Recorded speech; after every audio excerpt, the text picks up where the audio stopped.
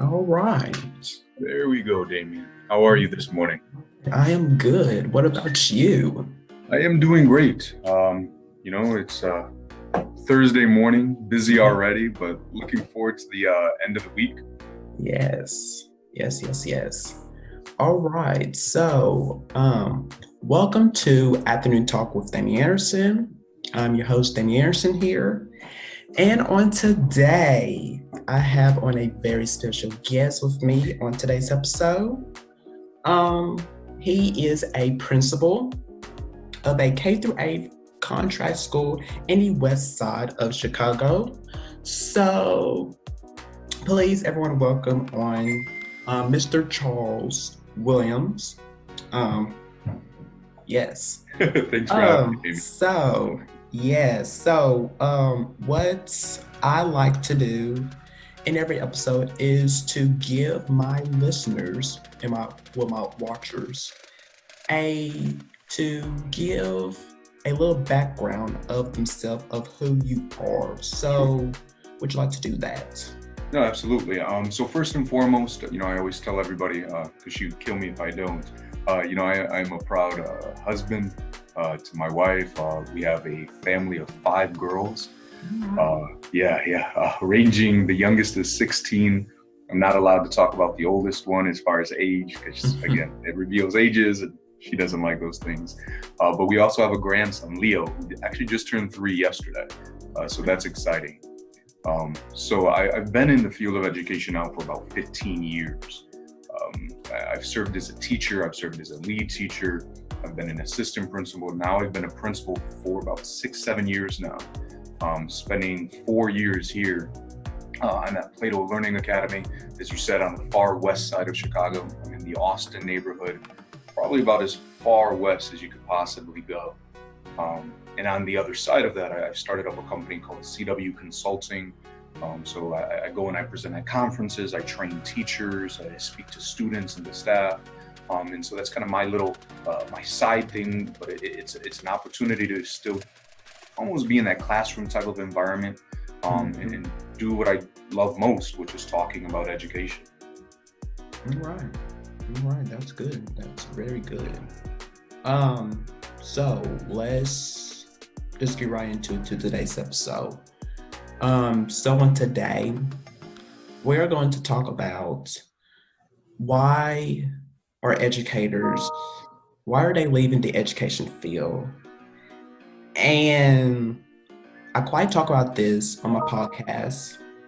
Um, and to me, I just don't quite understand like why are so many of them why are they just leaving the education field? Is it because of the working environment that they are in?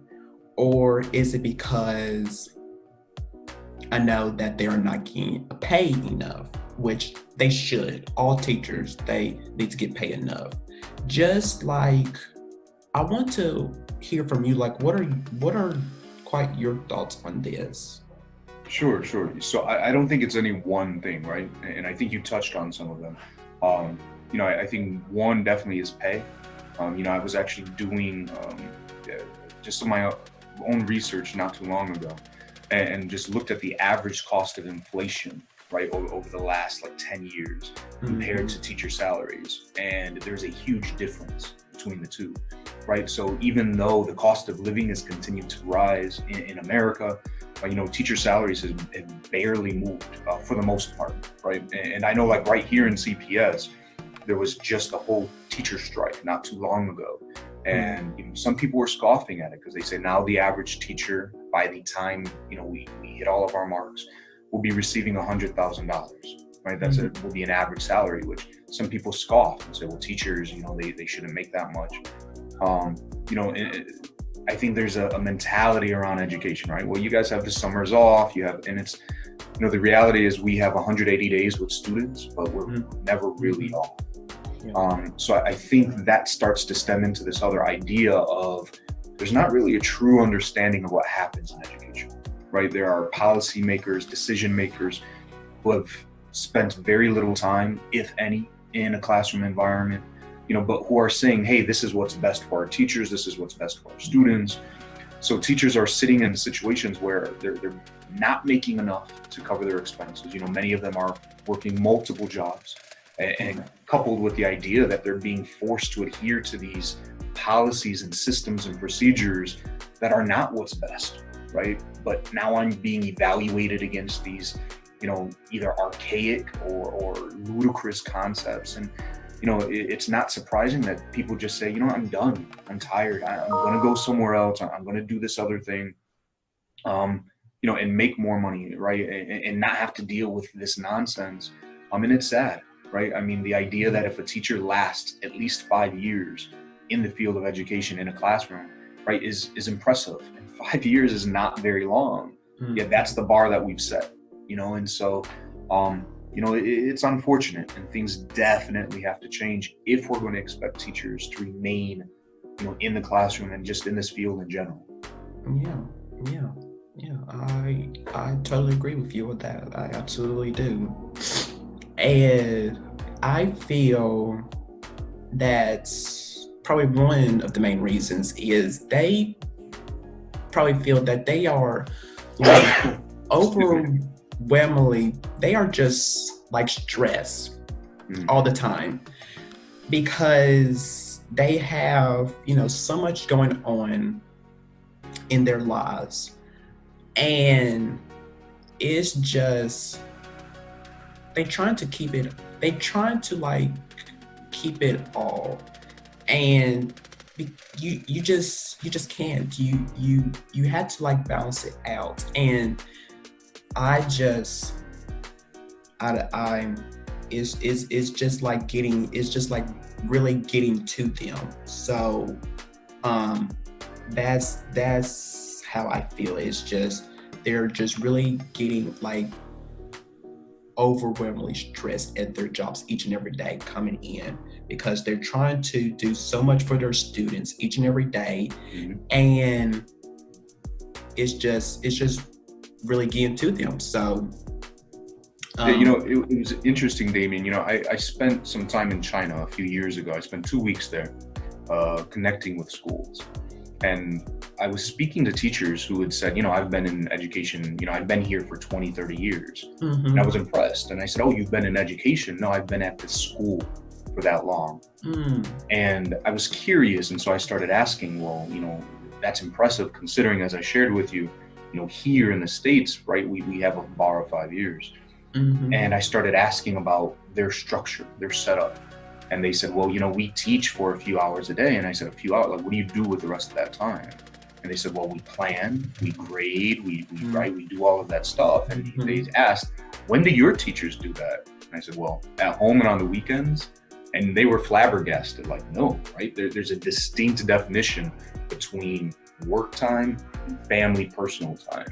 And I think, like you said, there's so much stress because, we're just running all day long. And then I get 45 minutes, to try to prep and plan and do all that stuff.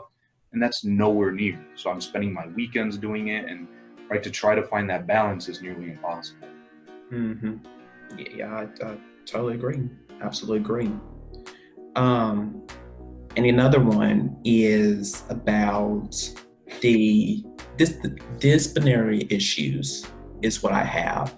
Is I know that all teachers, especially Black male teachers, and I quite talk about this on my podcast as well, they feel like some school districts, they quite feel like they want us to quite handle it all, us. And to me, I quite don't really understand, like, why do they want us to quite do it all? Because they probably feel like, like it should be quite us who should do it the most and not quite like the other teachers, because probably we have probably more experience of quite doing it. So that may be like another reason, perhaps, maybe. I don't, what do you quite think of that, to be honest? Sure. So, I'm part of a working group where it's all Black male leaders.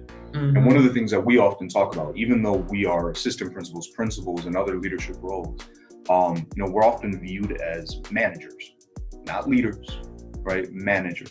And so, as you're saying that, oftentimes I think that men of color in education are viewed with that role, saying, hey, we need you to help manage situations. We need you to manage children. We need you to take care of these, right? And we kind of get pigeonholed in that area then, right? We become very good at it.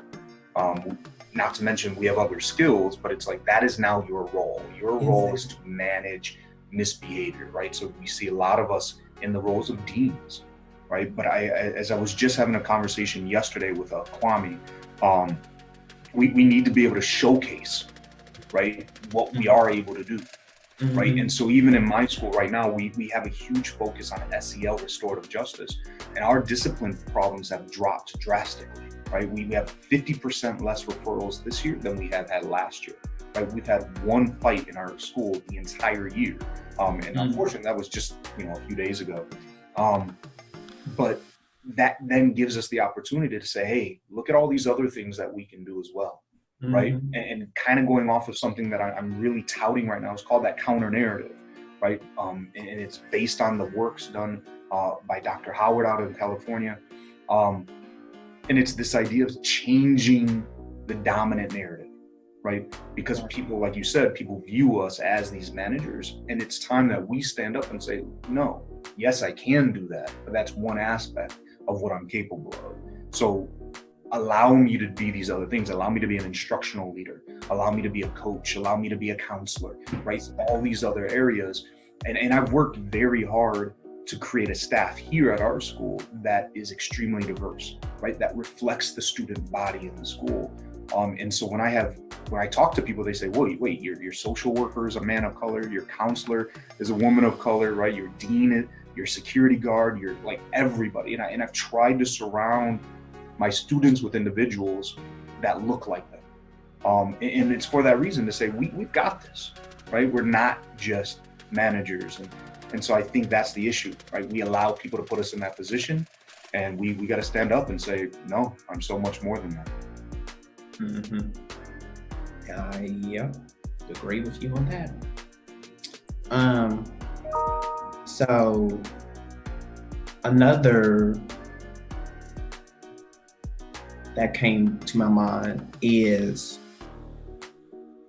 there's a lack of support system, especially probably to the first year teachers. I feel, because they truly like needed to them the very first year that they are there, because if they don't, how are they gonna feel that kind of energy being at that school that they want to be in for so many years, and there's not like a working quite environment for them? So I feel like that's probably like another reason why many educators are probably leaving. Do you agree on that as well? Yeah.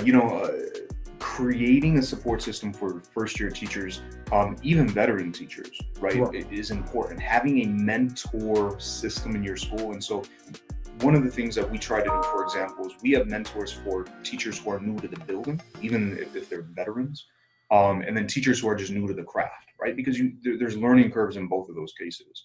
And you're right. I don't believe teacher preparation programs truly prepare teachers. I mean, I remember going through a prep program, and my first year, right, it was rough, right? I remember crying. I don't cry, right? Because I was not trained for the ridiculousness that I was encountering, right? The reality. A lot of it was theory. A lot of it was, this romanticized version. And then you hit the reality and you're like, whoa. So unless I had people there to support me, I don't think I'd be sitting here to talk to you right now. And so yeah, definitely having somebody to say, hey, these are the ropes of the school, this is the culture of the school, but then also this is the reality of education, right? And sometimes it's just an ear, right? Just to listen to the vent and say, hey, I'm frustrated, I'm concerned, I'm this, I'm that. It's huge. So it's important for, I think, leaders to create that environment in their school, um, where there's those support systems in place, right? And regardless of who it may be, it doesn't have to be, a 10-year veteran that has to be that mentor, right? It's somebody who has a strong understanding, a grasp of what's going on, that could support a brand new teacher. Yep, totally agree. Um, so I feel like I hope that I do not quite like be in any of those particular conditions because I want to be a teacher. That is just like my main goal right there. And to me, I know I understand, and I talk about this on my podcast. I understand that teachers they don't get paid enough. I understand that. But to me, that is not quite like my main focus on that. My truly like main focus is to teach my students, is to be there with them every single day, to pour out my heart out to them. To me, like that's just like the money probably I know that's like a big deal for teachers. I understand that. But to me, it's just about the students, teaching them. And that is what I feel like I was called on this earth to do, is to teach students, to be a better person out of them, to impact every one of their lives. So that is what I quite feel like. So I'm just like hoping that I never quite like fall in any of those conditions right there. But it's just something because many teachers, I just hate it that they are leaving the Mm-hmm. education field. I just really hate it because we need more teachers to teach our students. We really do. We absolutely do. Um, Absolutely. And so, Damian, I would recommend that, go into the field, find yourself somebody who you can rely and trust on, somebody who has some experience, who even if they're not in your building, right? Somebody that you can fall back and just talk to.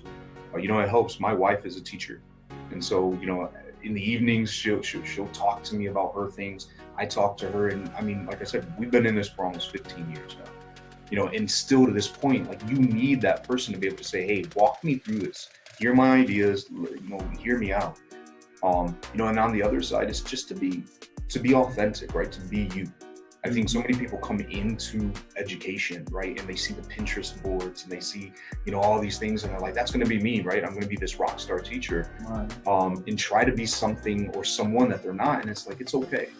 yeah. Be who you are. And as you said, if you truly care about the students, right, if you really want to build those relationships, things are going to be okay. I'm not going to say it's going to be easy, right? You're going to have those rough days. I mean, even now, there's days I'm like, man, am I in the right field, right? But you're right, because at the end of the day, when those students come to you and they say, thank you, Mr. Williams, right? Thank you for this, or I appreciate this, right? You're like, yeah, I know what I'm doing is right. And I share with my teachers all the time. And so the same thing with you is that this is a field of delayed gratification, right? I have students who are grown men and women now who I happen to see, and they come up and say, thank you. And I'm like, you despised me, right? When I was your teacher, right? You were running around the room, you were doing X, Y, and Z, and they're like, yeah, I know. But I appreciate what you did, right? And so I tell teachers that all the time, is that it may not make sense now, but our job right now is we're planting seeds, Yes. right? And that those things will grow and be harvested later, and that's not our job.